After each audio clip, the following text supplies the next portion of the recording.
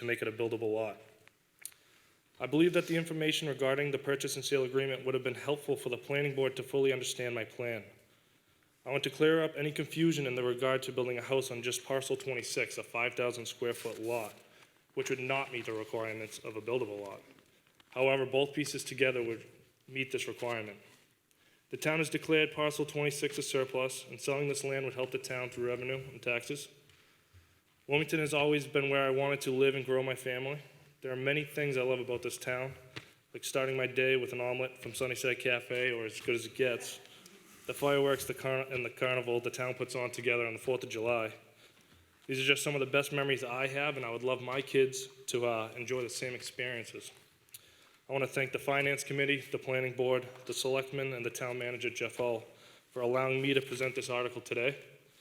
What I would love from all of you guys today is to vote in favor of this article so I can continue being a part of this great community. Thank you. Further discussion on Article 54. Mr. Moderator, I would just note that the price on the value on the town's property as established by the assessor is $36,900. That would be the minimum. Thank you, Mr. Hull.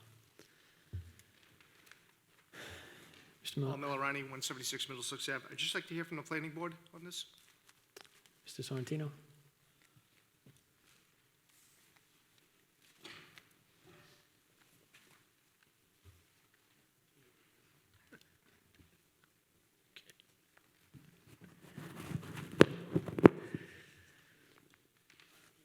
The planning board was divided about this being the surplus lot would create another lot.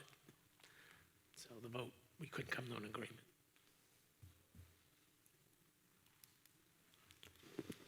As a chair, I voted for it.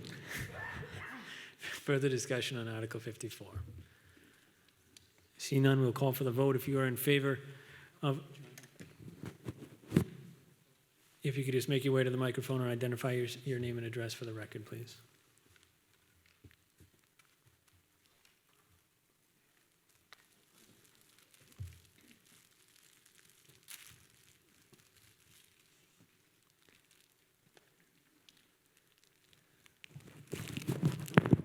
My name is Frank Bellino, 7 Marjorie Road. My question was, I think what was mentioned was, it's a 5,000 square foot lot. Is that true? Mr. Donnell and Mr. Hall, if you could, is perhaps the, I see our assessor is nodding her head, which I take to say yes, it is a 5,000 square foot lot. So I wanted to ask, was normally that would not be buildable because of the size? Mr. Donnell, if you could provide an explanation. The town-owned piece is 5,000, but I have the abutting landowner also has just over 5,000 and combined equal a buildable lot of over 10,000 square feet. So would that be considered one lot or two if you were to purchase it? I believe that the article is only to purchase one, but I believe he is I believe he had previously said that he is in discussions or possibly has a purchase and sale agreement to purchase the other lot that is not owned by the town. So that means that his current lot and the lot that he would be purchasing would be one lot with 10,000 square feet? I'll allow Would Mr. it have Donnell. 2 houses on it? No, it would just be one single-family house. Okay, thank you very much. That I agree with it. Okay, thank you. Further discussion on Article 54? Mr. Moderator, I would just note that the process that would play out here is that should the town meeting approve, there is a procurement process. So a request for proposal for the town's property is issued. A date certain is established for proponents to submit a proposal. So essentially the successful bidder, so to speak, would be the one that has the highest price that they're prepared to pay for the town property.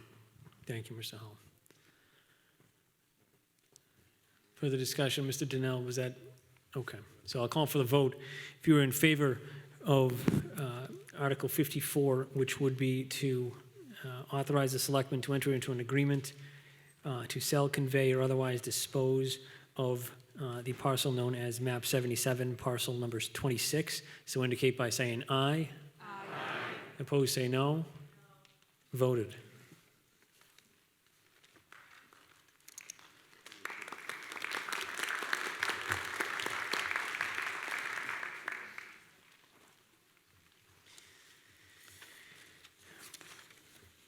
Article number 48, which was previously dealt with at the very beginning of random draw. And we are on to Article 50. Article 50 begins at the bottom of page 20 in your booklet.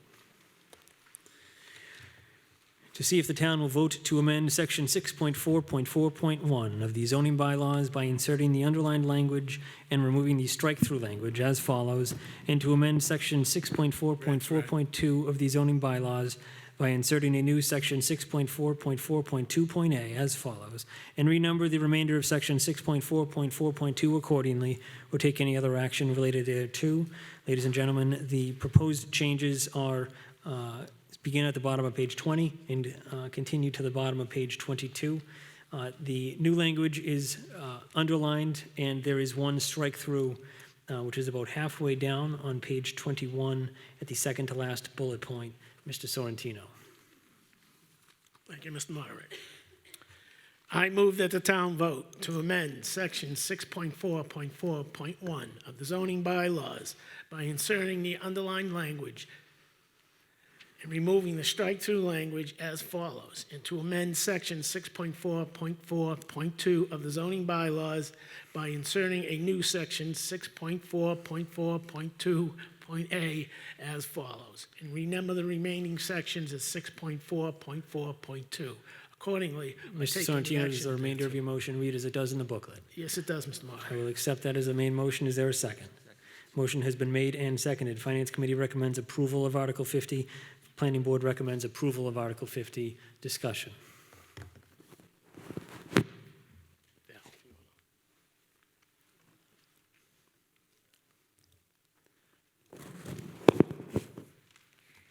I have a quick presentation to explain this article.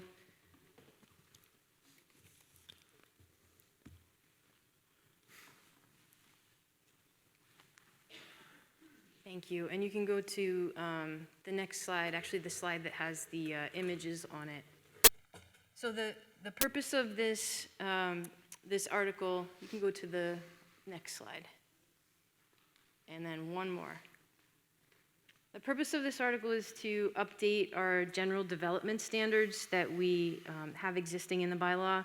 And then we're proposing a new section that would provide standards for development in the town's mixed-use districts. So the Central Business District, which is along Main Street by the train station, and the Neighborhood Mixed-Use District, which is portions of Lowell Street and portions of Main Street. And the goal for this is to achieve attractive mixed-use pedestrian-friendly environments that were envisioned in the town's master plan. So I'm going to highlight portions of the new proposed sections and use these images to sort of illustrate those goals. So development in the Central Business District and Neighborhood Mixed-Use District should provide a mix of uses similar to a downtown or village center, where storefronts are located on the ground floor to create an active pedestrian streetscape. Site design shall focus on pedestrian experience and provide pedestrian connections and amenities within the front setback, including walkways, seating areas, benches, lighting, and landscaping. Parking and loading areas shall be hidden from view, located in the rear of the building. Parking areas shall include delineated pedestrian routes to the buildings. So the goal here is to have pedestrian space in the front of buildings with outdoor seatings for cafes and restaurants, and parking lots would be located elsewhere. And you can go to the next slide. Streetscapes shall provide bicycle amenities, shade trees, and wider sidewalks for pedestrian activity and outdoor seating. As you can see in the image on the right, it's an example of a generous front setback where there's outdoor seating next to the building. There's a sidewalk for walking past, and then there's kind of a zone for seating and lighting and landscaping and trees that's closer to the street. Buildings shall be designed with architectural details and shall relate to the street in a pedestrian fashion, creating a walkable, inviting streetscape with active storefronts. The section view on the left there shows the different zones that are trying to happen, closer to the building. Again, it's for outdoor seating. And then in the middle, there's a pedestrian sidewalk going through. And then closer to the street, there's that zone for trees and benches and lighting. So these standards are not proposed as guidelines, they're proposed as requirements in the Central Business District and the Neighborhood Mixed-Use District. So they would have to be met unless otherwise permitted by the Planning Board through the formal permitting process. And the goal is to achieve the village-style development that's been talked about for decades since the master plan, but it was never inserted into zoning. So that's the goal with this article, is to put it into the zoning so that we see it in new development. I'd be happy to take any questions for the board. Further discussion on Article 50. Hi, Dave Anick, 43 Nathan Road. I'm just curious, there was mention previously, at least in 52, about native shade trees, and I'm curious, are native shade trees also, I don't know, is it talked about native plants in this or not? I just see like shade trees written here, and I'm just curious why it doesn't say native shade trees. That's all.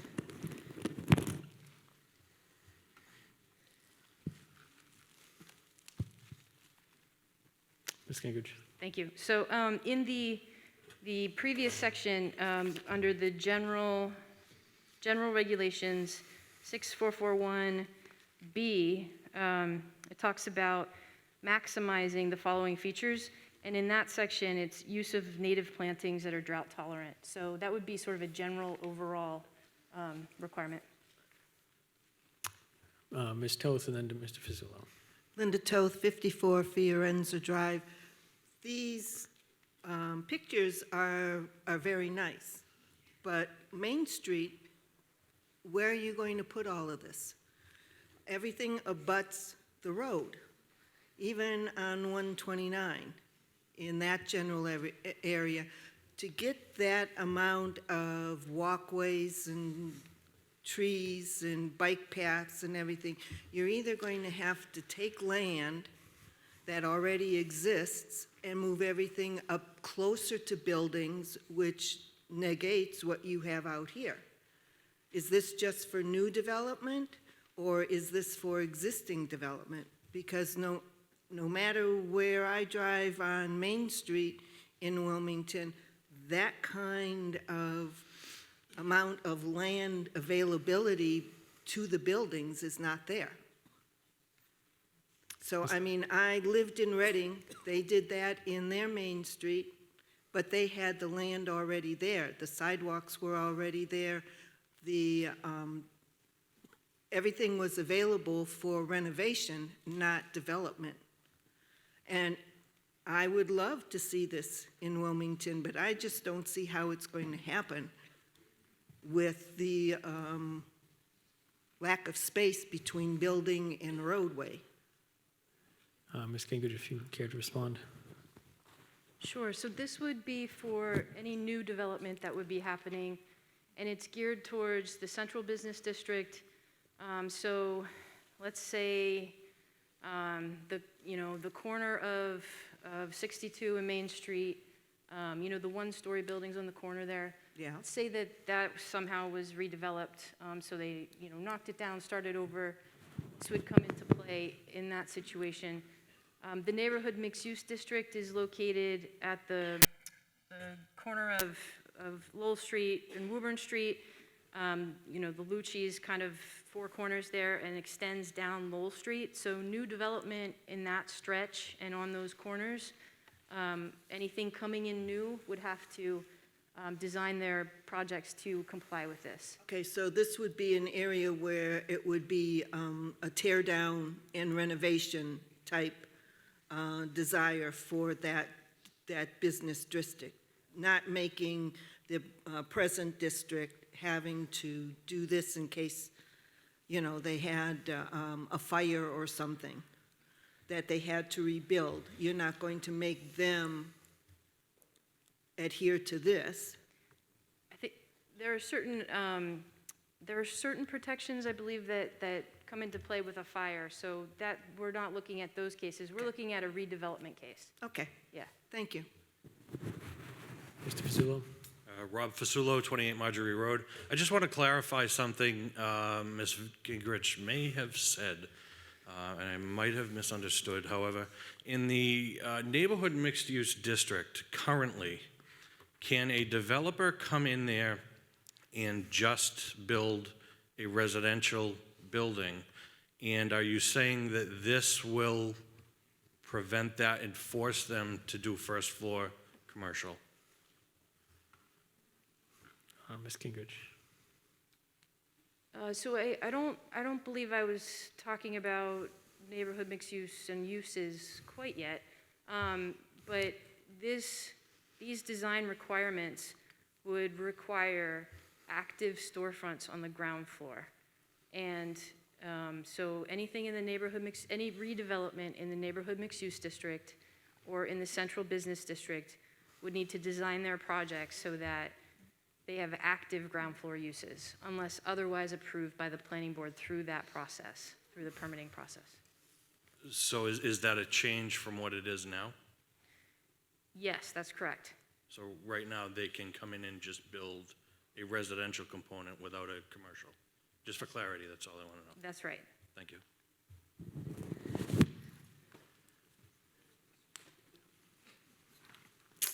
Further discussion on Article 50. Ms. Theodos? Robin Theodos, 73 Clark Street. What has happened recently with the pandemic, a lot of people are working from home. Brick and mortar is possibly being phased out. We have a lot of empty buildings in Wilmington that we have not been able to fill. And if you force people to make storefronts that might not be utilized, we're going to have more empty buildings. I understand this is attractive. I would like to see something like that for Wilmington if it was really going to turn out the way it is presented. We can't handle the empty storefronts we've got now. We can't fill them. I think this is not really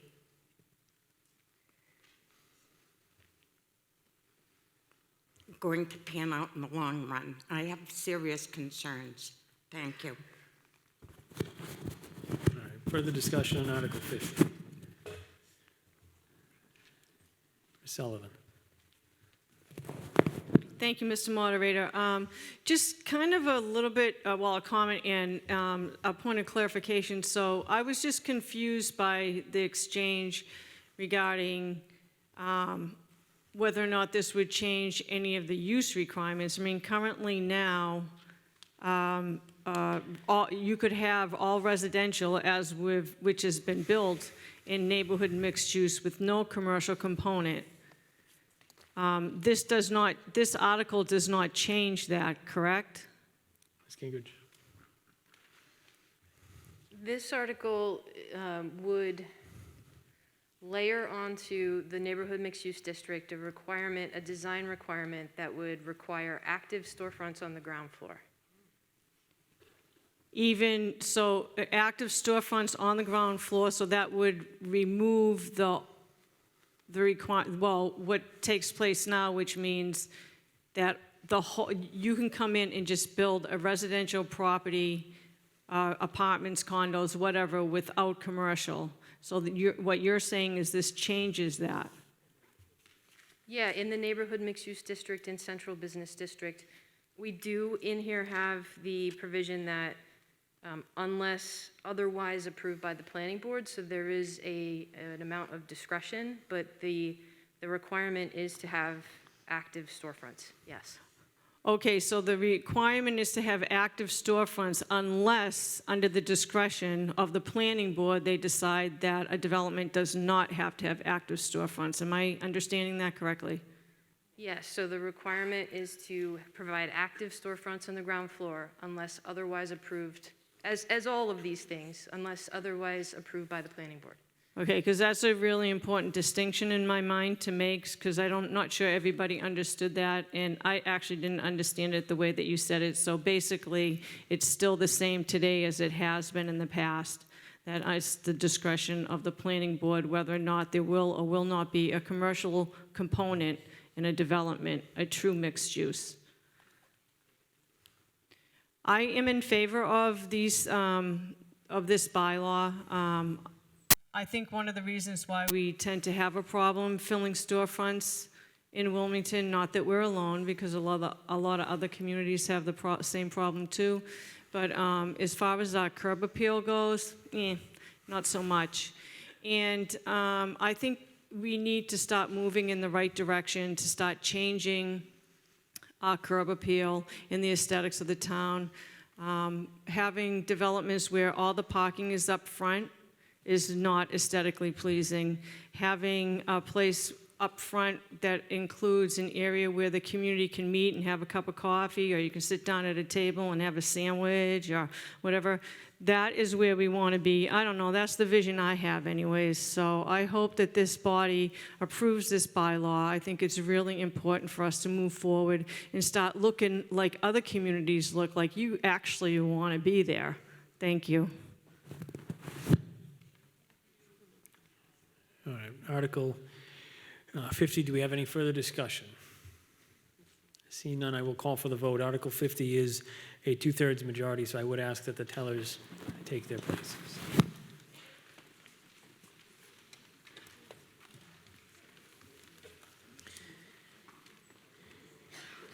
If you are in favor of Article 50, to vote to amend Section 6.4.4.1 of the zoning bylaws by inserting the underlined language in your booklet and removing the strike-through language, and also inserting a new Section 6.4.4.2.1 as follows, and renumbering the remainder of Section 6.4.4.2 accordingly, so indicate by rising in your seats if you are so able and displaying your voter card.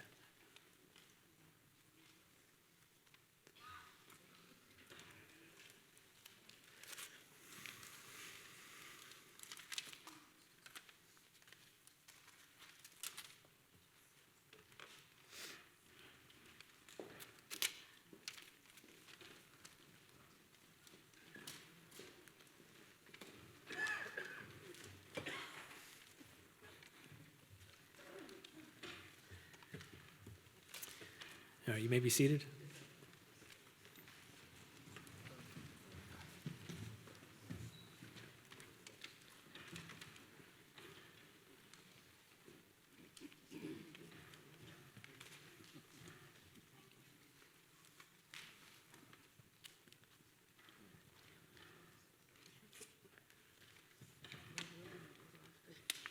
All right, if you are opposed to Article 50, please indicate by rising in your seats if you are so able and displaying your blue voter card.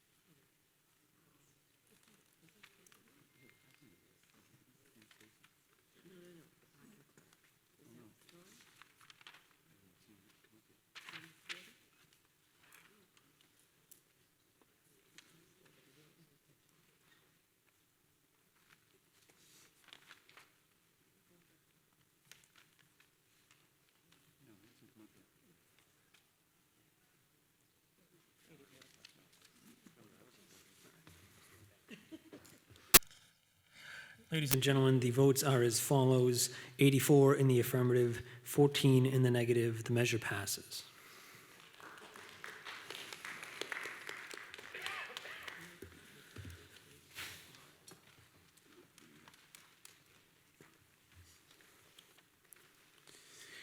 Article 40. Article 40 is at the bottom of page 18 in your booklet. See if the town will vote to accept the provisions of Massachusetts General Law, Chapter 90, Section 20A, by allowing the town manager to designate or appoint a parking clerk who may also perform other municipal functions except police functions, and who shall be directly responsible to the town manager and shall supervise and coordinate the processing of parking notices in the town in accordance with the provisions of the statute or take any other action related thereto. Ms. O'Connell. Thank you, Mr. Moderator. I move that the town vote to accept the provisions of the Massachusetts General Law, Chapter 90, Section 20A, allowing the town manager to designate or appoint Ms. a parking... O'Connell, does the remainder of your motion read as it does in the booklet? Yes, it does. I will accept that as a main motion. Is there a second? The motion has been made and seconded. Finance Committee recommended passing over this article. Discussion. Mr. Toth. John Toth, 54 Fiorenza Drive.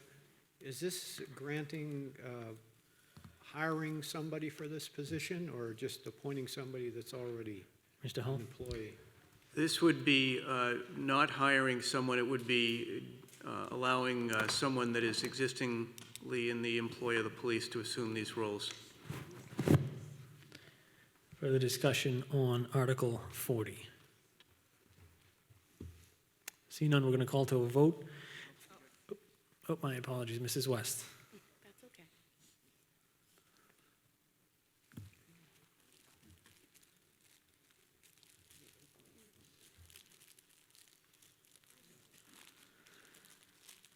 Sorry.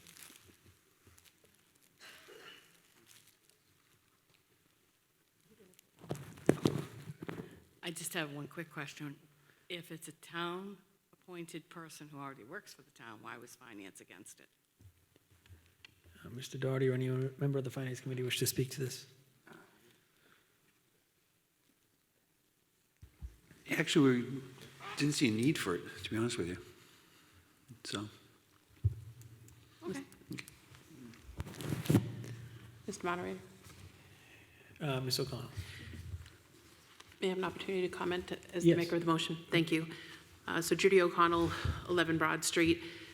I can understand how the public may think that there may not be a need, but I can speak to one example when I volunteered to work for WCTV to record a football game, and there was a medical emergency that took place on the field, and the emergency personnel was called upon to come to the location on the field, and they had a very difficult time getting medical personnel to the appropriate area fast enough to attend to that student athlete on the field. And I had called the fire chief through the town manager, had made sure that I asked permission, or at least conveyed that I'd be making that call. And in speaking to the police and fire, they absolutely deployed the resources as they should have, and they did radio ahead for an efficient route.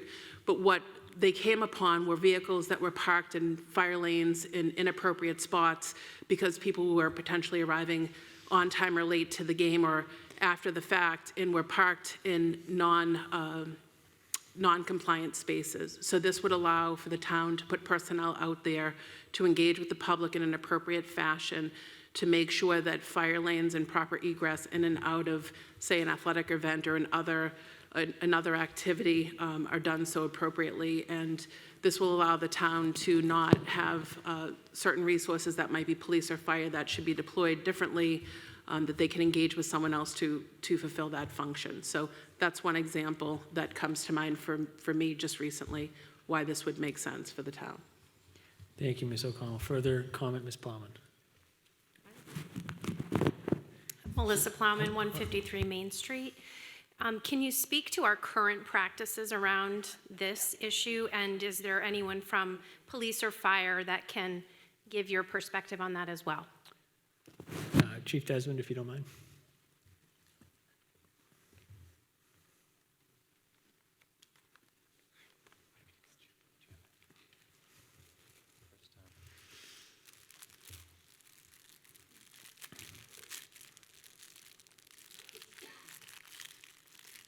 While we're waiting, I did want to at least acknowledge the presence of our state senator, Bruce Tarr. And I did see our state representative for 5 of the 6 precincts, Dave Robertson, earlier, but I assume he's out in the hallway hamming it up.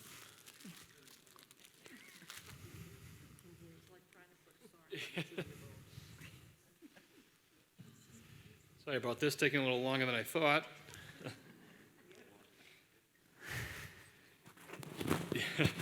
Pressure's on. So if I can just clarify some of the reason for this, having the town adopt this chapter and section. And I probably shouldn't say this in an open meeting, but right now, if we write a parking ticket and you don't pay it, we have no action we can take against you. Can you get that? Can you get that, folks? Can you just make sure that's in the minutes? Make sure that's in the minutes. What this allows us to do is now we have the authority, if no one pays their parking tickets, which is kind of a problem we have here in town, we can put a mark on it with the registry. And if some of you have had this pleasure before, you go to register your vehicle, they won't let you until you pay a parking ticket. So that's one of the facets of this chapter and section that we want to do is, obviously have a need to take care of that. And there are other provisions in this that give the town manager the authority. The other is an appeal process, which currently we don't have either. If you want to appeal the fact that you have a ticket, this parking clerk would hear that appeal. So that's just some of the reasoning why we wanted to adopt the statute. Thank you. Mr. Fazzulo? Rob Fasulo, 28 Marjorie Road. Just wanted to find out, is there anything in the patrolman's contracts that would override? And those guys, they got to be protected there. Sure, let me just answer his question. Oh, go right ahead. Go right ahead. So right now, we are the only authority that writes tickets now. I think under the statute, that it does give the town manager the authority to appoint someone to do that. We haven't even discussed that yet. We have no intention of discussing it. So at this point, we are the main body that writes these tickets, and as far as I'm concerned, that will continue to happen. If that answers your question. Is there some way to protect the union's position when it comes to this. I'd hate for this to be an avenue to sidestep bargaining for the guys. Right, I think, not to get too far into the weeds, but if we try to do that, that would be a mandatory subject of bargaining. We would have to discuss that with the union. There is no plan to do that now. Like I said, the primary reason for this is there's certain legal authorities we don't have right now when we do write tickets, and we're just looking for that. Okay, I would just hope that you guys would look at that if it passes, that the collective bargaining is undertaken with the guys fairly, so thank you. Absolutely. Ms. Shukis.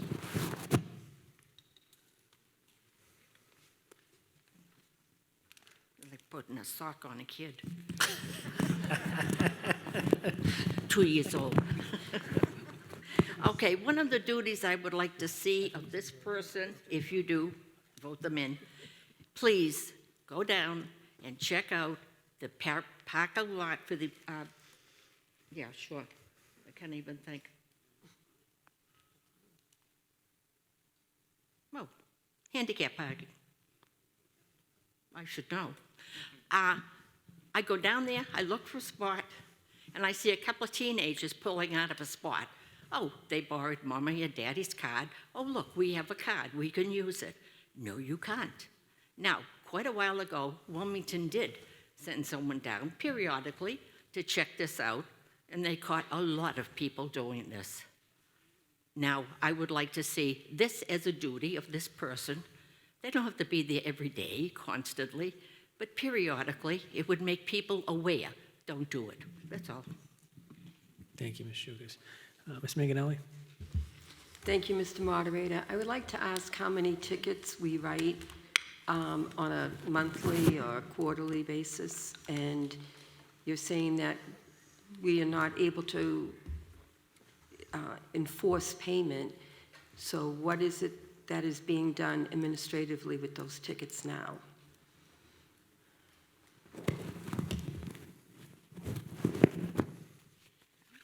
So I can give you some past years. For instance, 2018, there were 77 parking tickets written, 28 went unpaid, 49 were paid. 2019, 73, 34 unpaid, 39 paid, and then of course the pandemic hit, we dropped down to 2020, no one was out there parking anywhere, so we actually dropped to 8 tickets, but only 6 of those were paid, 2 unpaid.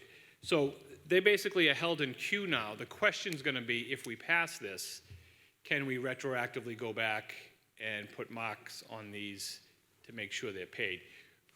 I don't know if the legal answer for that yet. We'll have to, if this passes, we'll see if we can do that, but I don't know what kind of mechanism at that point we would have to retrieve the money. Yes, Ms. Manganelli. And just as a follow-up, I'm concerned that this is going to end up in as another paid employee. It seems like there would be at least enough work that you would end up needing to hire somebody, maybe even part-time. Do you see that as a possibility? We don't have the type of parking issues that they do in like a Cambridge or a Somerville, so as you can see, I think the numbers are fairly manageable. Most people pay their tickets. It would be some increased work if people wanted a hearing, but my guess is it's something we could handle. Further discussion on Article 40.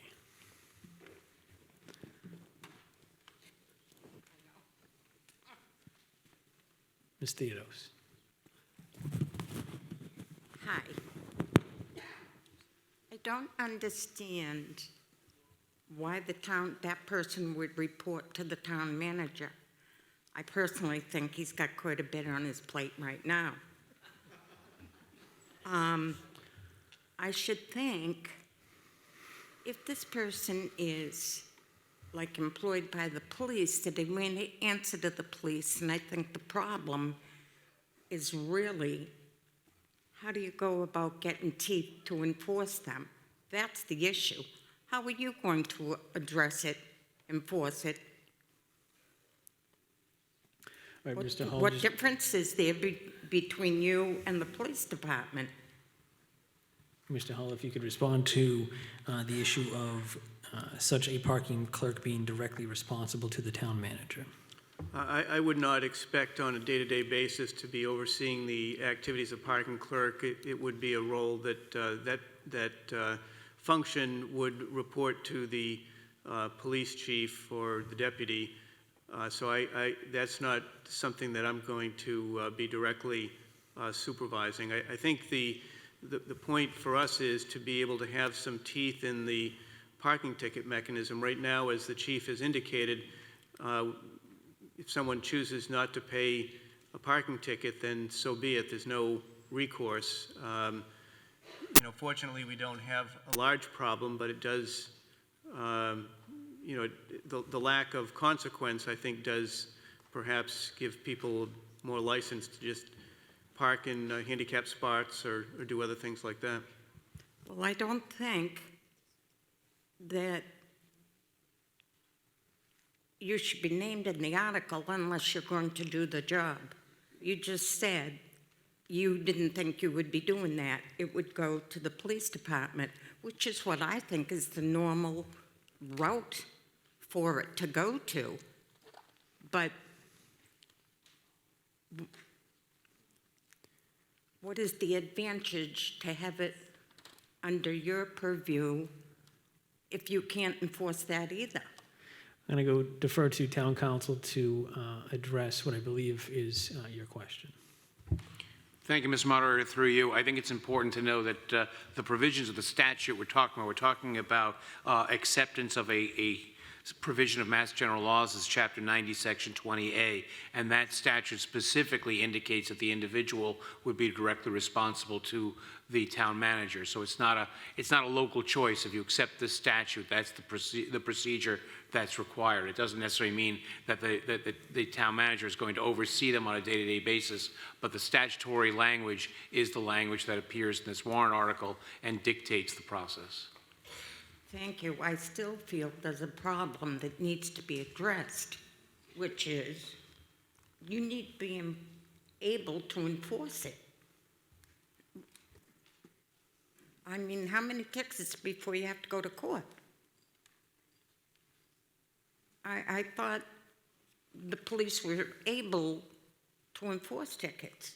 What am I not understanding?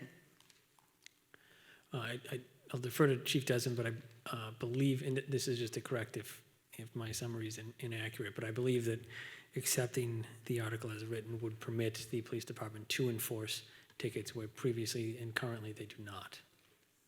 Is that Well, accurate? I guess more specifically, we can enforce tickets. We do have that authority. The problem is, how do you hold people accountable if they don't pay the fine? That's basically what this is if now we'll have authority through this statute to ensure, or at least attempt to ensure, that these fines are paid. But our ability to write tickets has not changed. It's that we still have that. It's just this sort of gap in the law where we need this statute to actually, like the town manager said, have some enforcement teeth in it. Well,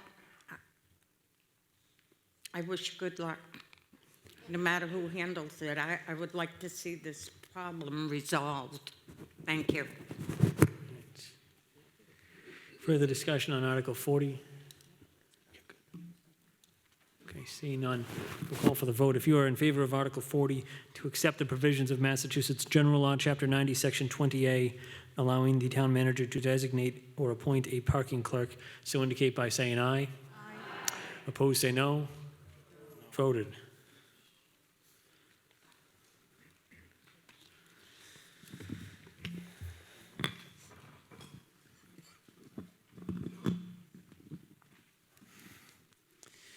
Article 45, which was dealt with at the very beginning of random draw as part of those block of sequential articles.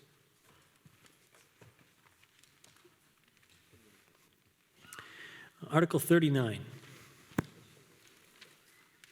Article 39 is on the same page, page 18.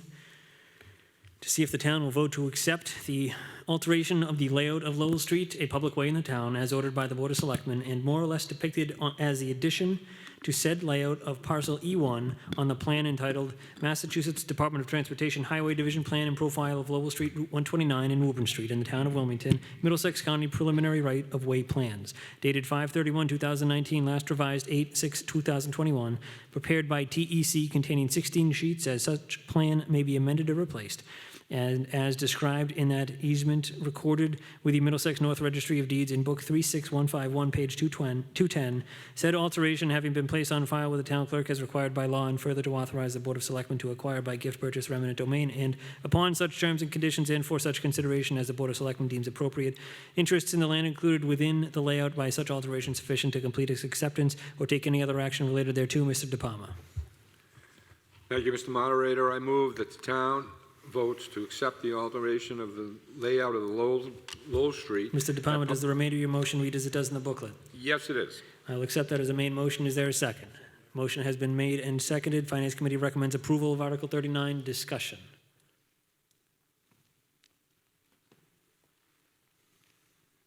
All right, seeing none. We'll call for the vote on Article 39. If you are in favor of Article 39 to accept the alteration of the layout of Lowell Street, so indicate by saying aye. Aye. Opposed, say no. Voted unanimously.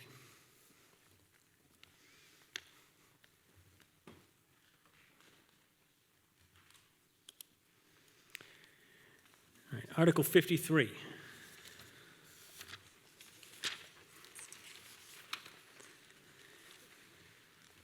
Article 53 was withdrawn by the petitioner, and I would ask for a motion to pass over Article 53.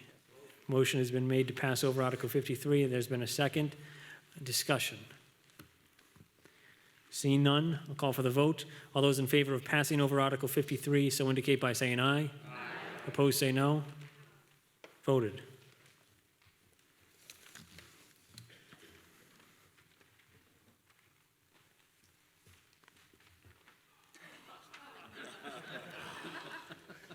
I can still see it. It landed upright. So it's Article 38.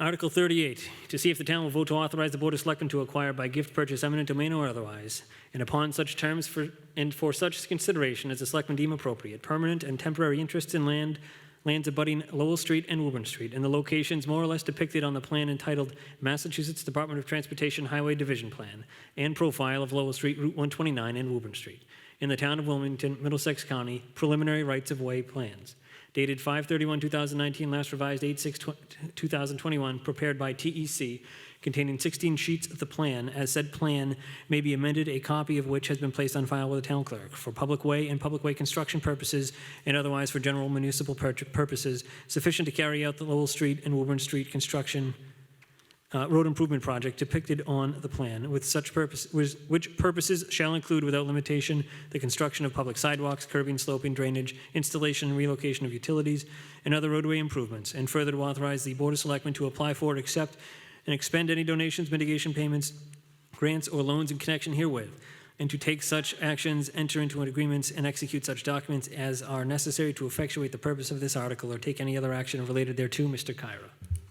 Mr. Moderator, I move that the town vote to acquire by gift, purchase, eminent domain, or otherwise, and upon such terms and such considerations as the Selectmen deem appropriate, permanent and temporary interest in the land abutting Lowell Street and Woburn Street in the locations more or less depicted in the plan entitled Massachusetts Department of Mr. Kyra, does the remainder of your motion read as it does in the booklet? It does. I will accept that as the main motion. Is there a second? Motion has been made and seconded. Finance Committee recommends approval of Article 38. Discussion. Mr. Moderator, just to provide people with some context here, the town has for a number of years now been looking to upgrade the intersection at Woburn Street and Lowell Street. We've pursued funding through the state Mass DOT. We were on this transportation improvement program, and we're queued up to be receiving funding for the construction. The town put forward the funds previously to do the engineering, so this would authorize the work to go forward with actually 38 and 39 are connected, and that we'll be able to upgrade that intersection and create some additional turning lanes. Thank you, Mr. Hall. Further discussion on Article 38?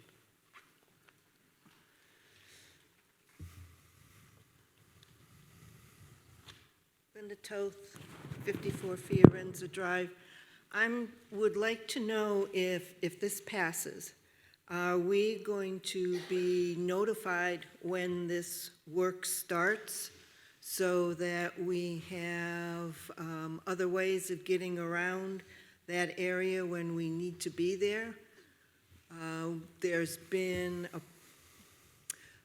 an issue, at least for me driving, when they did the Route 129 and Andover Street light replacement, traffic lights, that they closed down both Andover Street and certain places in 129 without notifying the people who live in that area.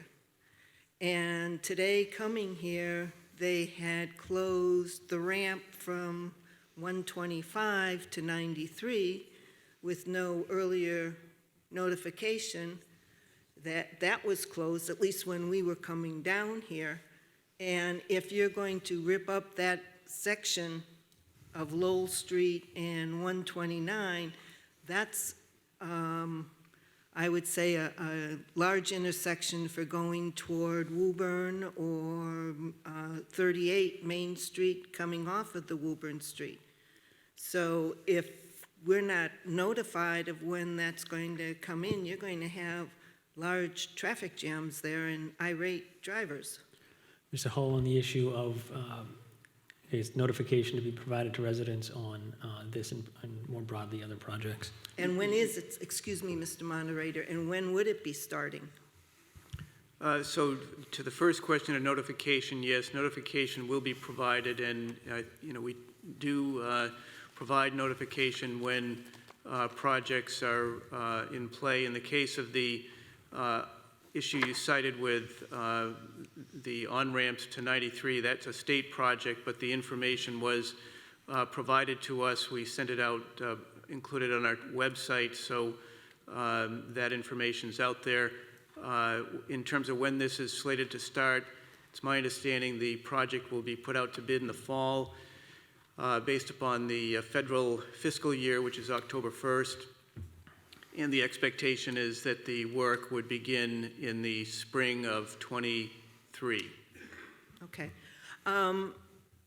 The website, I'm not a website person. I don't check for notifications on the website or on the TV or things of that sort. So I was just wondering if there would be notification put in the area, like, the electrical signs, work starting, like you've done before for plows and things of that sort. So as you're driving, you know when work is going to be starting there. Yes, there will be multiple steps. I can certainly defer to Mike Woods or Jamie McGaldy, who are both here, but based upon prior projects, we have provided notification on those. So Mike, do you want to add to that?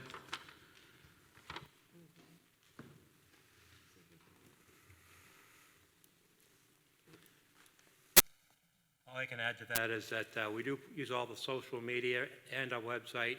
Anything important would be put in the town crier. The project she spoke specifically of the state, that was also on all the radio stations, local radio stations. So we do everything we can, as does the state, to notify folks when there's going to be traffic impacts.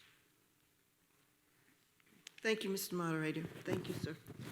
Further discussion on Article 38? See none, we'll call for the vote. If you are in favor of Article 38, to authorize the Board of Selectmen to acquire by gift, purchase, eminent domain, or otherwise, and upon such terms and for such consideration as the Selectmen deem appropriate, permanent and temporary interest in lands abutting Lowell Street and Woburn Street. So indicate by saying aye. Aye. Opposed, say no. Voted unanimously.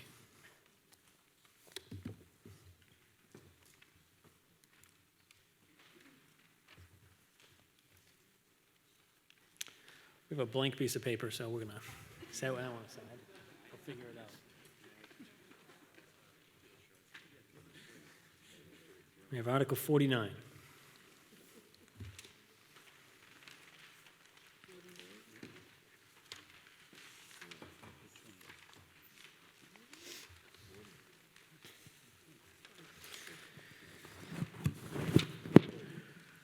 Getting even with me, Mr. Moderator, two articles left, and they're both planning board articles. One last hurrah for you, Mr. Sorrentino. Hold on. Article 49, which is on page 20 in your booklet. There also is a map to help you reference on page 25. To see if the town will vote to amend the zoning map of the town of Wilmington by rezoning the following parcels to neighborhood mixed use as follows, and as shown on a plan entitled Proposed North Wilmington Neighborhood Mixed Use District, available for viewing in the Office of Planning and Conservation, or take any other action related thereto. Ladies and gentlemen, the affected parcels are the middle section of page 20 in your booklet, and again, in the map that is outlined with a thick black dashed line on page 25 in your booklet, Mr. Sorrentino.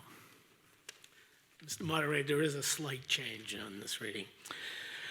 I move that the town vote to amend zoning map of the town of Wilmington by rezoning the following parcels to neighborhood mixed use as follows, and as shown on a plan entitled Proposed North Wilmington Neighborhood Mixed Use District, available for viewing in the Office of Planning and Conservation.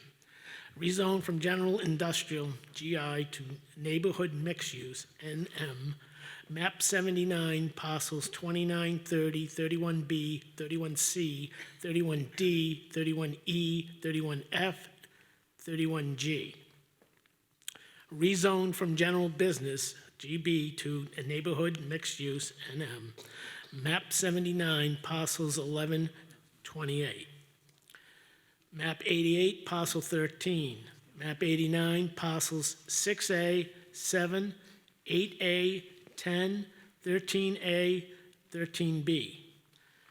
Rezoned from general business, GB, to neighborhood mixed use, NM, the portions of map 79, parcel 10, and map 89, parcels 8 and 9, that are zoned general business. I'll accept that as a main motion. Mr. Sorrentino, is there a second? Motion has been made and seconded.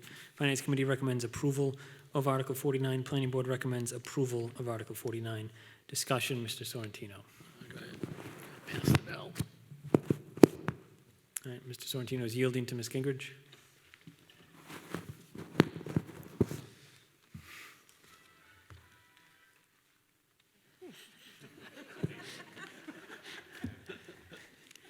Happy birthday, Mr. Robertson, by the way.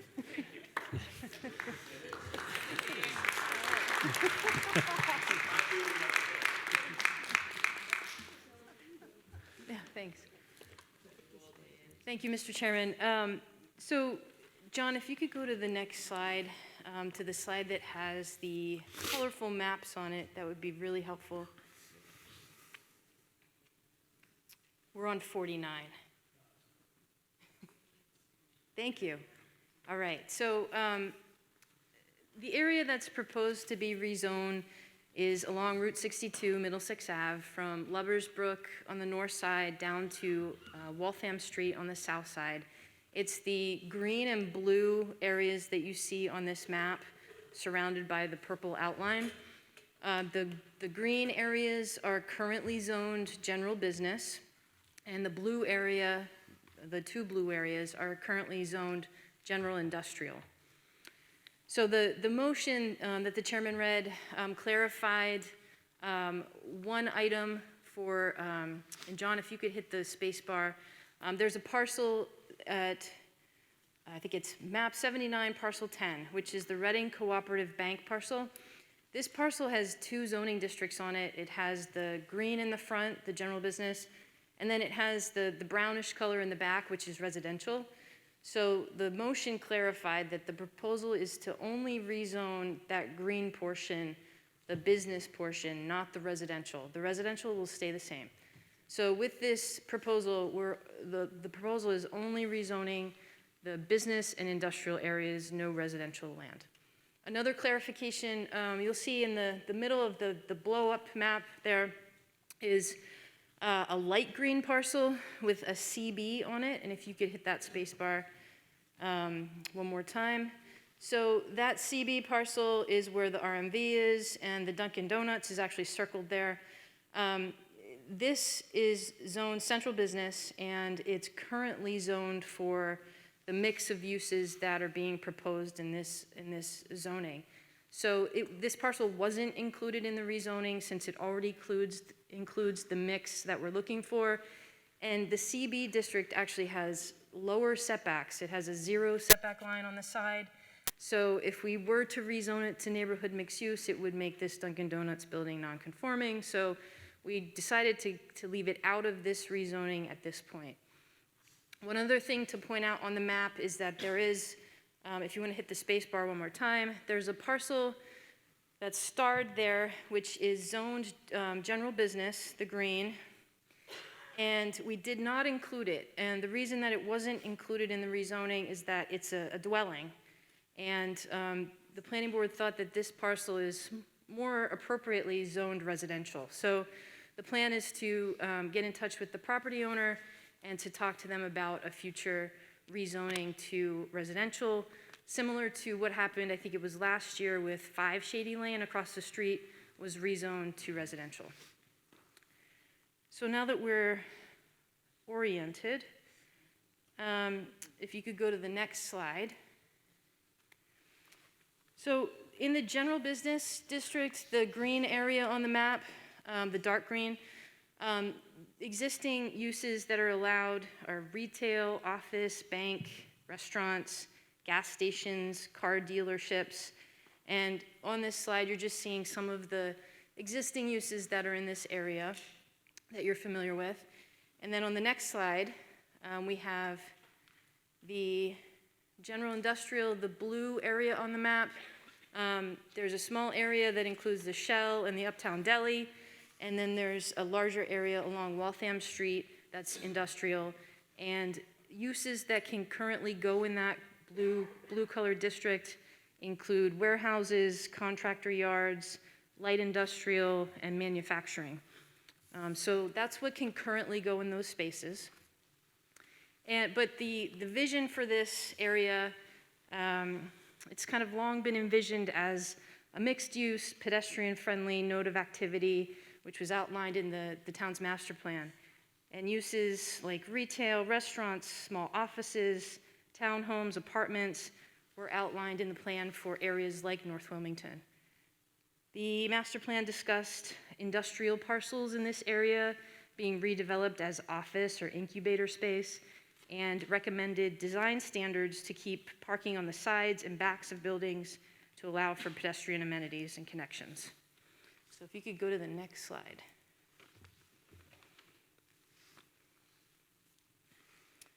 So what's being proposed is a mixed-use zoning district, the neighborhood mixed-use district, that would allow retail, restaurants, office, banks, apartments, condos, but it wouldn't allow those car-related uses. It wouldn't allow warehouses or contractor yards or light industrial. Under the neighborhood mixed-use zoning, buildings would be allowed to be up to 3 stories, which is the same as the current general business zone. And a special permit would be required for apartments and condos. That special permit would be from the planning board. And then the newly adopted design requirements would apply to the neighborhood mixed-use district in this location.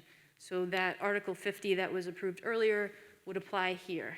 And these images just show some examples of an active ground floor storefront with other uses above and wide sidewalks for outdoor seating and walking and landscaping. And if you could go to the next slide.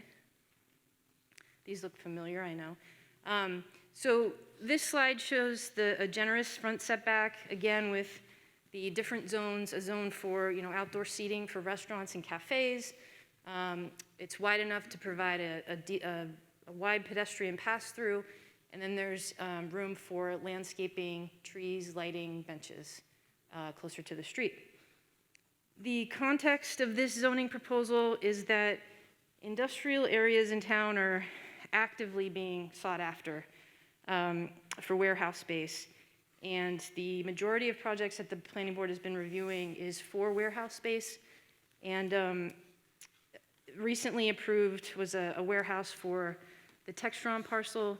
And the feedback that I got from folks was that, it was too bad. They kind of envisioned something more creative and active in that area instead of a warehouse. And in this area of North Wilmington, it is zoned general industrial in several areas. So warehouses would be allowed in those areas. If rezoned, the existing industrial uses would be grandfathered. They'd be allowed to remain. But if they were redeveloped, they would have to meet that new zoning. As some of you know, there's a mechanism that can be taken advantage of by property owners to freeze zoning. There has been a plan filed by the property owner of the former Art of the Event building on Middlesex Ave and Waltham Street. That property has now a zoning freeze on it, so it will remain general industrial for a period of 3 years. So if they can come in and build a new warehouse on that site, but after those 3 years, they would have to comply with any new zoning. And that, I mentioned that so you know about that. Also, just to illustrate that warehouse space, that building's been sitting there for a little bit of time, but Wilmington is a really hot market for warehouse. And so buildings aren't going to sit around anymore. They're being pursued quite actively, and it seems to be growing. So there's a potential for that to become really more active as an industrial space. The other areas in North Wilmington that are zoned for general business aren't currently providing the mix of uses and the active streetscape that residents have envisioned with outdoor seating and a village type of feel. And considering all of this, the timing seems to be right to propose this rezoning, especially when coupling it with the design requirements. And the goal is to allow for the vision that's been expressed by residents for decades now. And before I hand it back, a couple questions that I'd like to go over that I've been asked over the past few months. First, the question about sewer. Why would we rezone this if we don't currently have sewer? And it's been described as sort of a chicken and egg type of situation. I guess I would recommend that you wouldn't want to install sewer and unlock the development potential for uses that you're not thrilled with, right? So this rezoning, creating a baseline of uses that you want to see would be a starting point. And then providing sewer in the future would unlock the development potential for those parcels and those uses. So right now it's zoned for warehouses. If you put a sewer in, you would be encouraging and making it easier for those warehouses to be built, right? So making sure that it's zoned in a way that has uses that you want to see, and then following up with sewer would be my recommendation. I will say that the sewer pump station that's being installed on Jefferson Road as part of the MassWorks grant that the town received, that sewer is being designed to handle a future extension from Waltham Street to Jefferson Road. So everything that's being put in place through the MassWorks grant program, the work that's being done, the infrastructure is being set up in a way that accounts for a future expansion. One other question that I've been asked is, will this district help us meet our requirements for the Mbta multifamily zoning requirement? And it would not. That requirement, which some of you know about, the zoning proposal here is to have multifamily by special permit through the planning board, not as of right. So the MBTA communities zoning requires as of right multifamily, which is not what we're proposing. So the other piece of it is that the density, here the density in the neighborhood mixed use district is about 1 unit per 4,000 square feet, which is about 10 units per acre. And the MBTA requirement is much more dense than that. So we won't be meeting that requirement with this zoning, and that requirement will be a future discussion. So those are some of the questions I've been asked, but I'm happy to answer any others. Thank you, Ms. Gingrich. Further discussion on Article 49, Mr. O'Grady. Kevin O'Grady, 9 Harold Ave. Valerie just actually broached the conversation that I wanted to have, which was, by moving forward and passing this article, does that negatively impact our ability to use that area for an option for the MBTA rezoning? Ms. Gingrich. It doesn't. It doesn't, this proposal wouldn't meet those requirements, but if we were to, in those future discussions, figure out that that's the right area to create a district that does comply, we would just make additional changes to comply. And so, one just quick follow-up question on that. If I understand that situation properly, that decision has to be made in the next 2 years? Yes, so the final guidelines are going to come out this summer. We don't know what they're going to say yet. I'm hoping that there's some changes from the draft guidelines. But then we would have until the end of this year to submit an action plan to the state, and then the end of the next year to enact zoning. But I'm actually hoping that they're going to revise some of those timelines to be a little bit more reasonable. Okay, so really, my only question is, does it make sense for us to make this decision on this article now before we know what's going on with that particular situation? Yes, because we need to, as a community, talk about whether complying with the MBTA requirements is something that is positive for the town or not, and that's not a given. Fair enough. Thank you. Yep. Mr. Fazzulo. Rob Fasulo, 28 Marjorie Road. I got a couple of questions. I'm not sure that there would be anybody in this room that would be against a rezone of that property. I don't know that neighborhood mixed use is the answer. First question would be the lot that was not included. Why would you not include that? Just bring everything into conformity all at once. Why was it left out? So the lot, the central business owned lot is. Yes. So since that lot already has the mix of uses that we're trying to go for, and it actually allows for different types of density. It has its own special permit requirements. It has its own setbacks. The idea was to leave it out at this point because we didn't want to make something there non-conforming. But it could be included in the future, but it was purposefully not a part of this article because of some of the setbacks and the uses. It just seems a little out of place that your one lot is not being touched. But next question, Mr. Moderator, can you answer when a residential structure goes up in a neighborhood mixed use piece of land, how is that taxed? Is it taxed residential, is it taxed commercial, or is it mixed? I'll go to Mr. Hall or Ms. Rashis if. Bear with us as our town assessor makes her way to the microphone.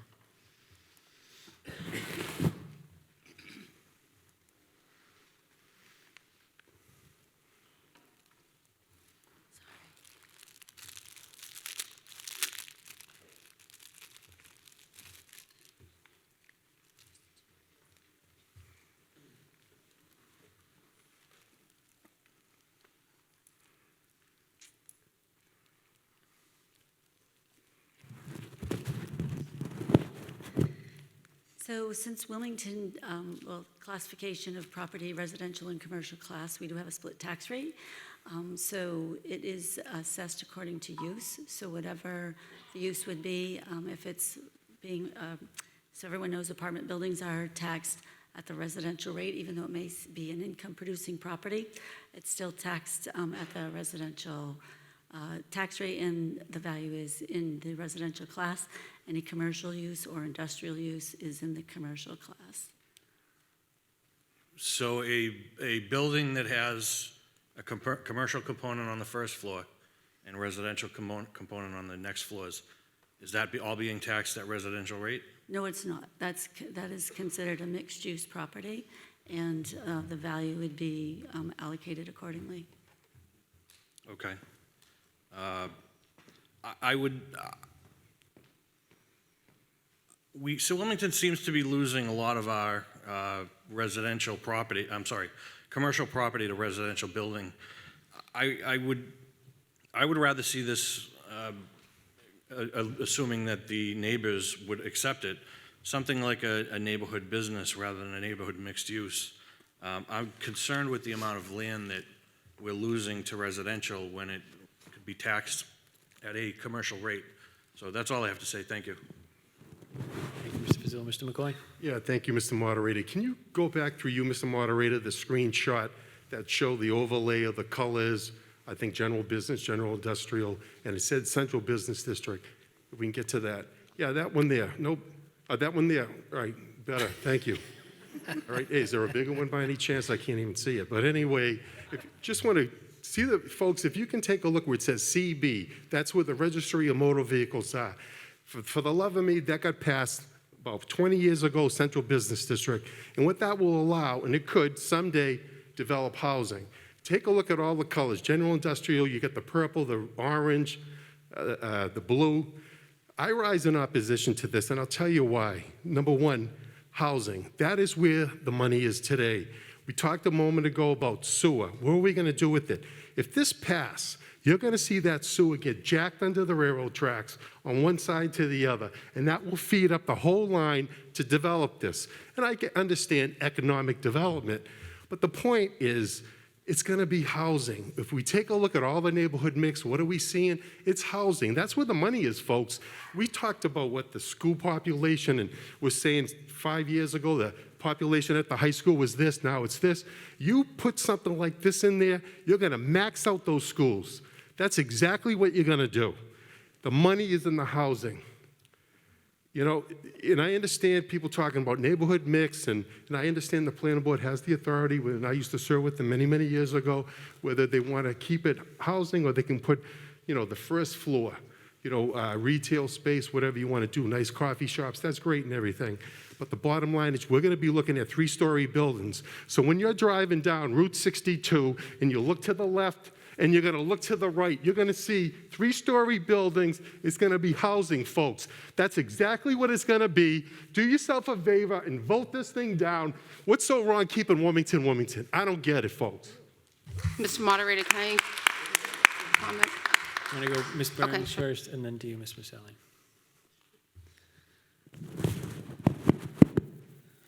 Hi, I'm Jay Burns, 9 Pinewood Road.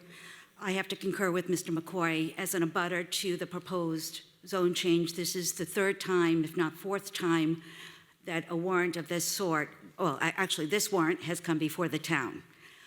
In previous years, we've continued to vote it down, and the residents had previously, and I'm still of this mind, to keep general business, to protect the quality of life that we bought into when we moved to this community over just about 20 years ago. At this time, the uses, you know, at this time, what's being proposed, especially with the development along Jefferson Road, has pushed out a lot of residents who were business owners within our community. Impacting their businesses, they've moved on. They moved out to other areas, some of them to other areas of town. It's impacted, I know my family, where my son, who is on the spectrum, used to go independently to the barbershop that used to be housed in that little strip area where they're dry cleaner and such. He still now is young adult. He does navigate, but building an independent life for himself and navigating his community has been challenging with this transition.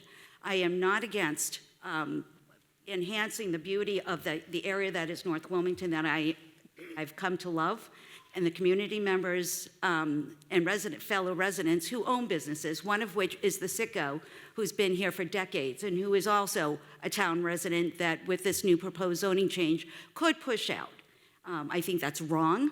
After somebody who's served the residents of this community with his specialty, I think that's wrong, absolutely wrong and incredulous. I'm disappointed with every time a resident who is a business owner in this community gets pushed out because of development. Residents have spoken to this 3 other times and have voted this mixed use down since its inception in Wilmington. I ask you and I plead with my fellow residents to please vote this warrant down. It is detrimental to the residents, the heavily dense residential community behind it. And I can't afford to lose, I have no privacy at this juncture with the latest development, and this only risks further lack of privacy, quality of life, and impact to my own property values and my own quality of life of being a Wilmington resident. I love this community, and I don't want to have to be forced out because it no longer gives back to me what I bought into and which I think still exists. And I just ask you for that consideration when you think about this warrant and hope you vote it down along with me. Thank you very much.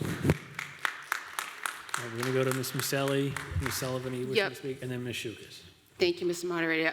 This is my neighborhood where this is happening in North Wilmington, and I don't know how many of you go by there daily, but it's an eyesore. It needs a lot of improvements. I personally am tired of seeing, the art of the event building be, it's just horrible over there. I am for this because I would like to see more businesses come in, not drive businesses out. I know we don't know what could happen there. I don't want to see more houses go up there, and I don't want to see a monstrosity, that's near Jefferson Road. But I think we need to better that community, that area, and I'm hoping that this would help. So that's all I want to add. Thank you. Ms. Sullivan, and then you, Ms. Shukas. Thank you, Mr. Moderator. Suzanne Sullivan, 60 Lawrence Street. I rise in opposition to this article.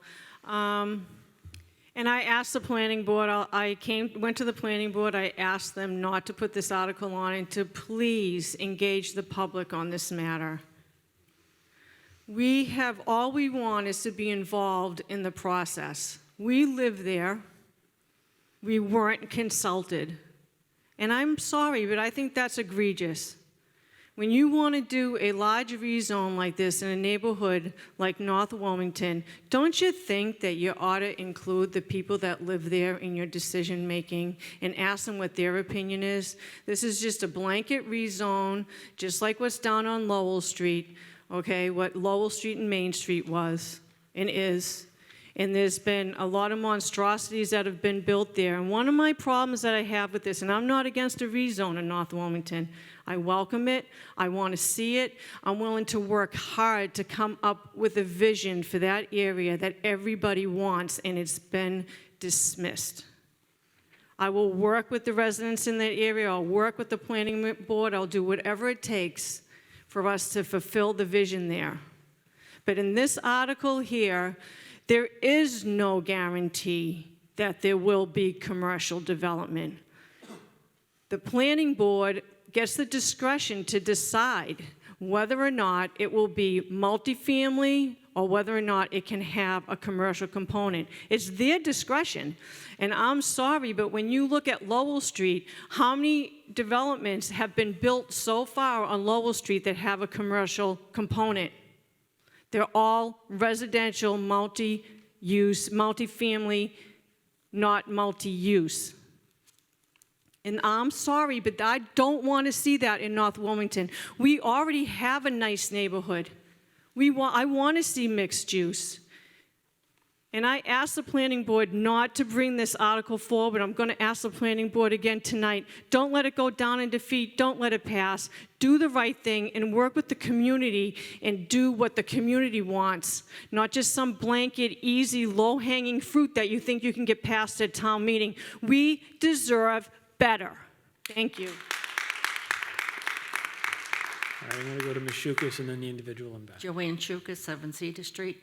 Does this come under the category of spot zoning? Ms. Gingrich, if you care to respond to that? Go ahead. It would not. How could you say it is not? I'm going to interrupt you briefly. Someone from the audience asked what the question was. The question was, would this qualify as spot zoning? And the answer from the Planning and Conservation Director was, it does not. You can proceed, Ms. Shukas. My argument is, it looks like spot zoning. You're picking certain spots, and the town has never, ever voted in spot zoning. So defeat this. Do yourself a favor. To the individual at the back. This is Shelby again.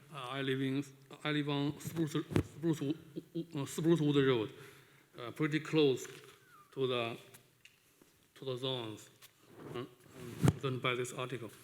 And when I look around, I don't think there are many folks living around this area came today. So I have 2 points. First, I'm kind of a philosophical person.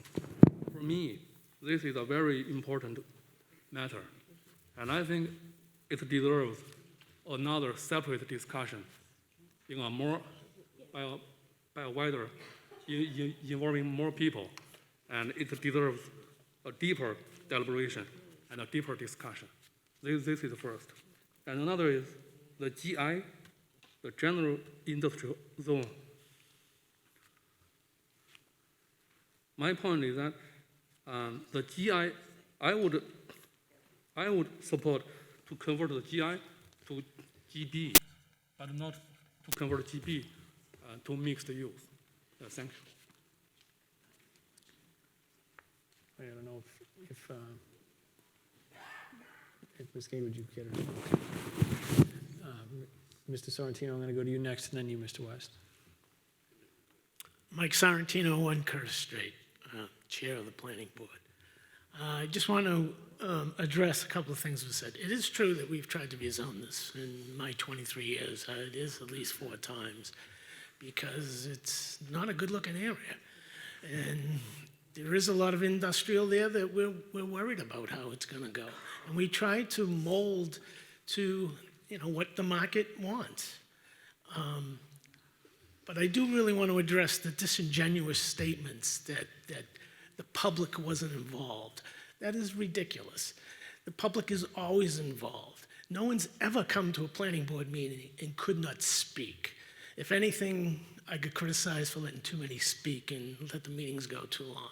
That is ridiculous. This has been on the agenda. This has been open. It's been publicized. There's been plenty of time for the public to put in. Just because it isn't what you specifically wanted doesn't mean you didn't have a chance to speak. You had a chance to speak. So there were open meetings. We had an open meeting with the Finance Committee. Nobody showed up. So to say that you didn't have a chance to talk or that you didn't have a chance to help mold this is not true. Yes, maybe this isn't perfect, but we keep trying to do something down there. We did this. We brought in specialists previously. We put on presentations. We included people. We tried to do something there. And what do we have? You're right. We have a bunch of empty, dumpy buildings over there. You're right. The barber left. He moved to Florida. I used to go there too. So what are you talking about? It's just use your eyes. Look what's going on over there. Yes, maybe there will be more houses. Maybe there will be houses and it will change the population. But that's the whole idea of those kinds of areas. It's close to the highway. It has a train stop. It'll have some stores. It'll have a bank. It'll have maybe some kind of small grocery store.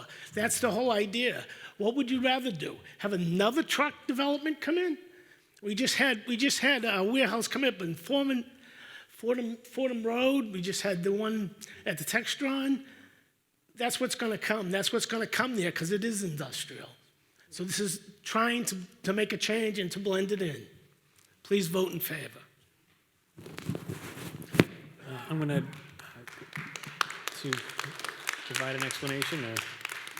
Okay, I'm going to go to Mr. West, then to Mr. Hall, and then to Ms. Burns. Hi, good afternoon. Frank West, 2 Birchwood Road.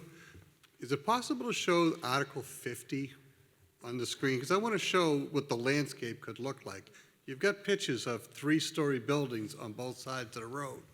And I just want you to know that that's what North Wilmington could look like. Do I agree that, as you said, Ms. Maselli, that easel building or whatever it is looks ugly? Yeah, it does. Have you spoken to the property owner?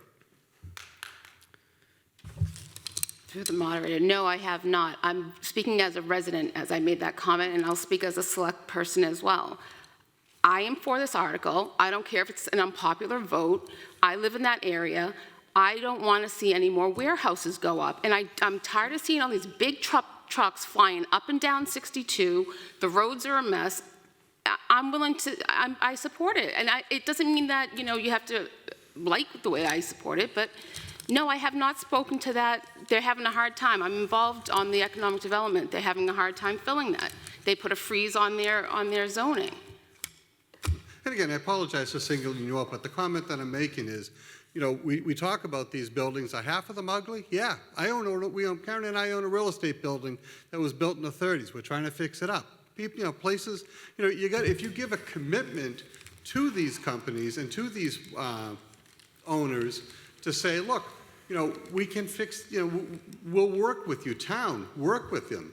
I don't understand why we're not doing that. There's got to be ways for our community to reach out to these businesses and help out. Hey, the businesses are ugly. Maybe there are incentives like the Economic Development Committee and stuff like that can go. That can, make things a little bit more attractive. One of my fears is I see a ton of property there. The thing that I do see is that little thin thing. It's called Middlesex Ave. And what I'm afraid is, like right now, you got traffic up there right now, but, and again, I'll say I agree with Mr. McCoy in that you throw 3-story buildings all over the place, and that's what's going to happen because that's what's happening over in Jefferson Road, even though the developer there said, hey, if I get some pushback, I'll leave. He ain't leaving, but you're going to have to put sewer in there to support the residents. You don't need sewer for warehousing and stuff like that. These people are doing just fine without sewer. So the second that you rezone this and you start saying, hey, we'll have a housing component in here, you'll get the sewer and you'll just create a mess here in North Wilmington. I've lived here for 59 years. I've walked up and down all these streets. I've talked to these businesses, some of them. You got businesses that, like you said, some of them that will be non-conforming because of this. It just, to me, it doesn't make sense. I would rather, if somebody owns a piece of property and says, hey, I own, X property here, and I want to rezone it for my purposes, have that person or the representative come before this body, planning board, selectmen's, finance, or whatever, and say to them, look, here's what I want to do. I want to put a donut shop or restaurant or whatever it is, or I want to put housing, commercial with housing upstairs. And let us talk about these individual parcels.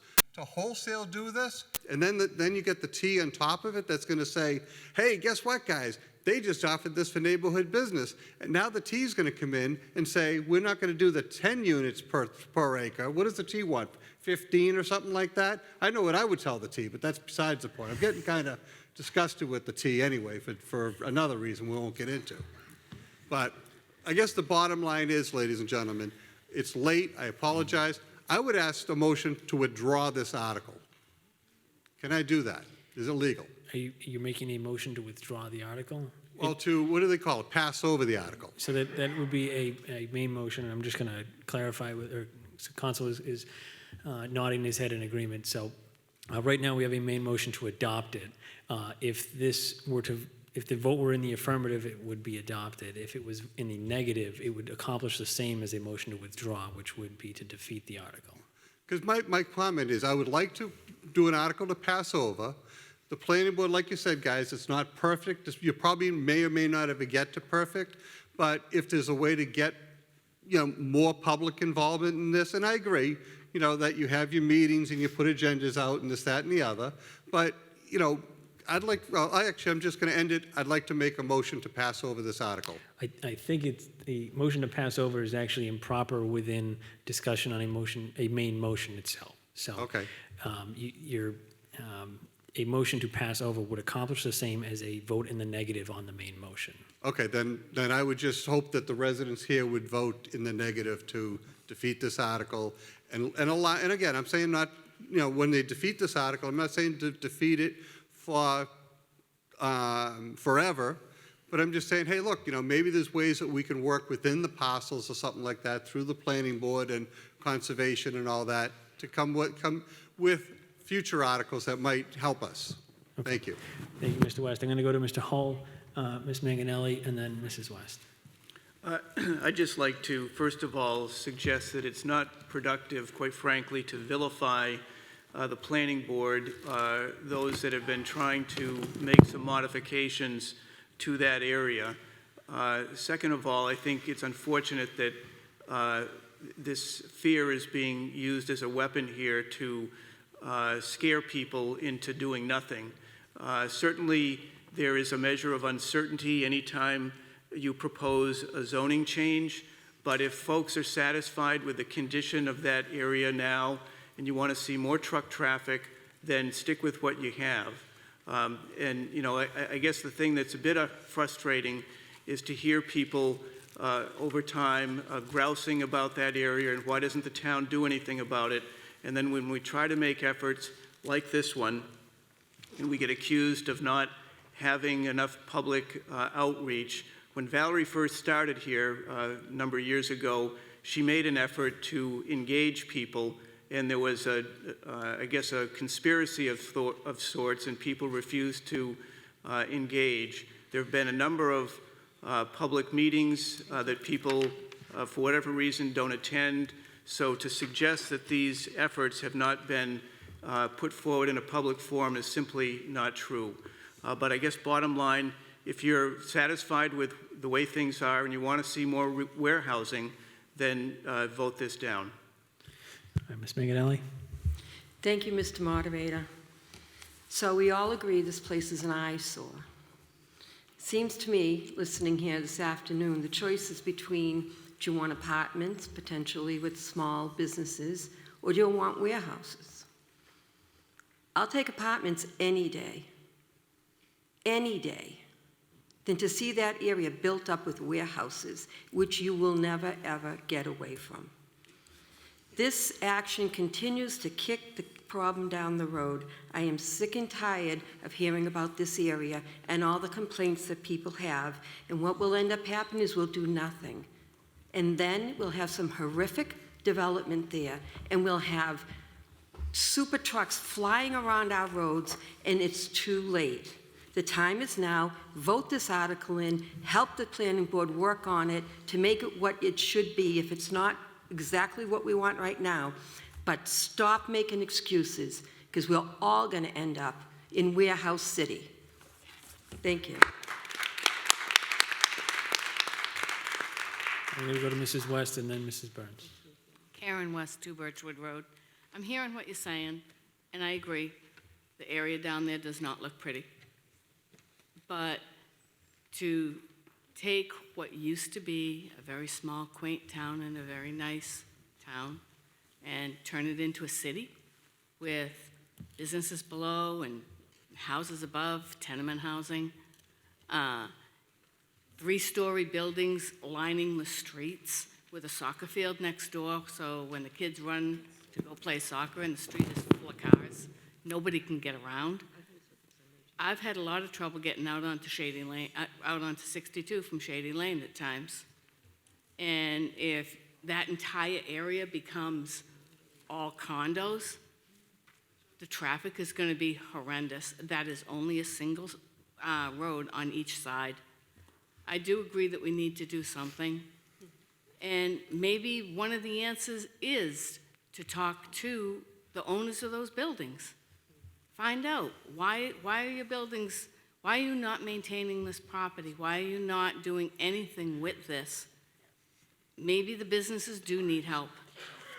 And if we want to keep businesses in town, why not try and help the ones that own the buildings right now? Rather than threaten everybody that warehouses are gonna move in. Threaten everybody that, you know, the whole place is gonna turn into warehouse city. It may not, but there has been talk of 3-story condos going in there for years. And if this succeeds, they're right. The MBTA is gonna take advantage. All the developers are gonna take advantage. We're gonna be looking at condos all over the place and traffic that nobody can bear. And there goes North Wilmington into a little city. Thank you. Mr. Moderator, I move the question. Second. Okay. So we have a motion to move the question. Moving the question would end debate. It is a 2/3 vote. It is procedural, so I'll just try a voice. If you are, and just a point of clarification, if we do move the question, the maker of the motion, Mr. Sorrentino, would have up to 10 minutes to address the assembly. If you are in favor of moving the question and ending debate, so indicate by saying aye. Aye. Opposed, say no. No. Okay, I'm going to have to ask the tellers to take their places.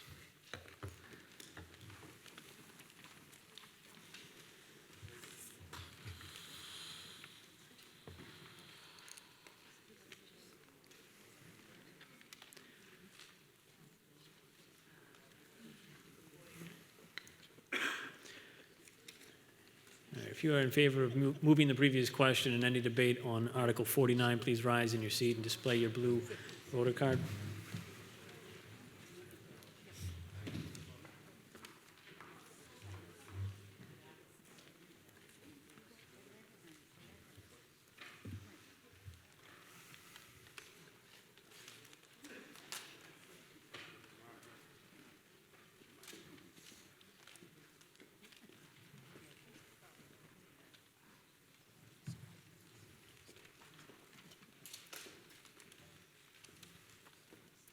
All right, you may be seated.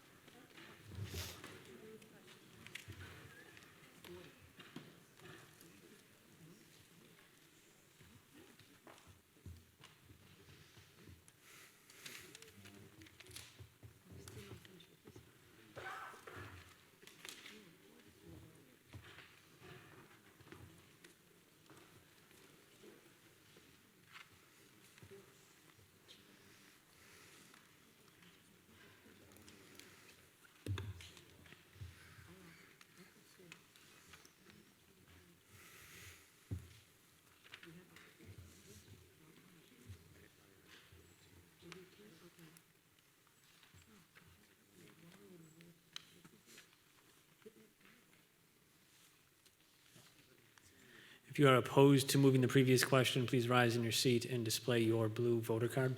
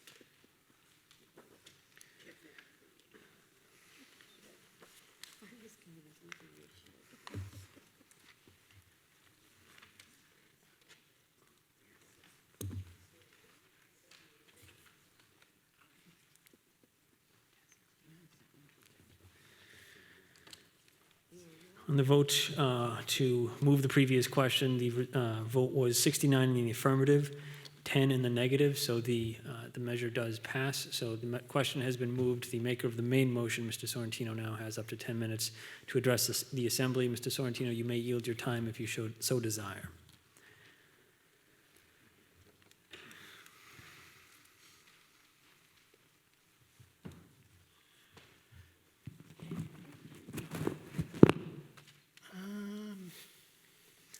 I'll yield my time.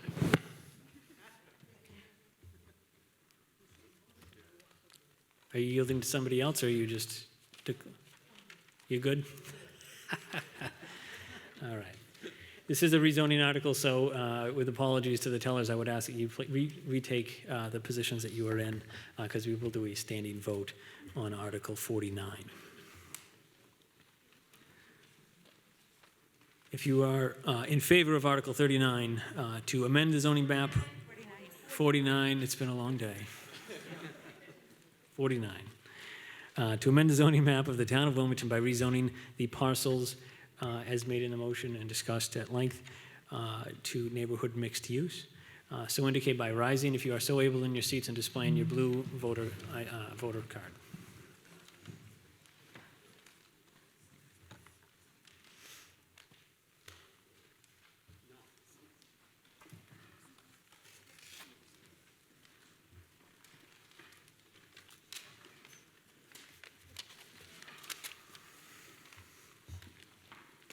All right, you may be seated.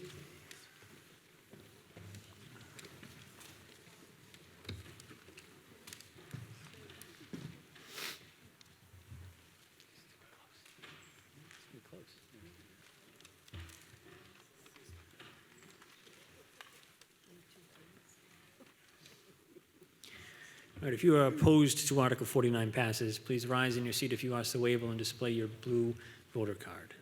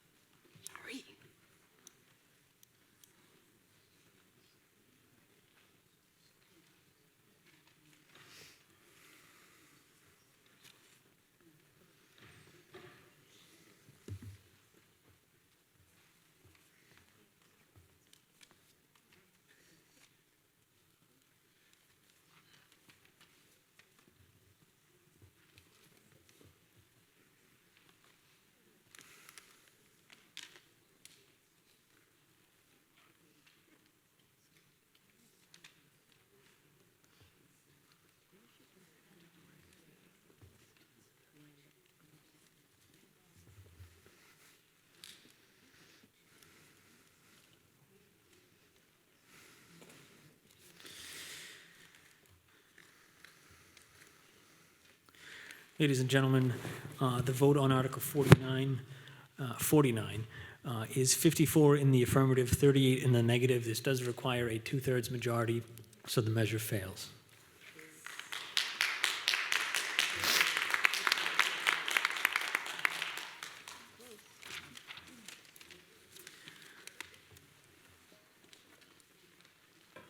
Ladies and gentlemen, thank you for sticking with us for the entirety of the afternoon. I have just drawn the last article, which is Article number 51. Article number 51, to see if the town will vote to amend Section 3.8.14 of the zoning bylaws by inserting the underlined language as follows, or take any other action related thereto. Mr. Sorrentino, the language is the top half of page 22 on your booklet.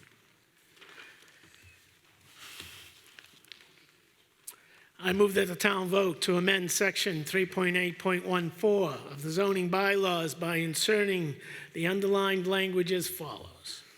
3.8.14, pet care facilities in a general business district, highway industrial district, neighborhood mixed-use district, or a general industrial district shall be allowed only by special permit from the planning board, and further, only upon site plan approval by the Town of Wilmington Planning Board.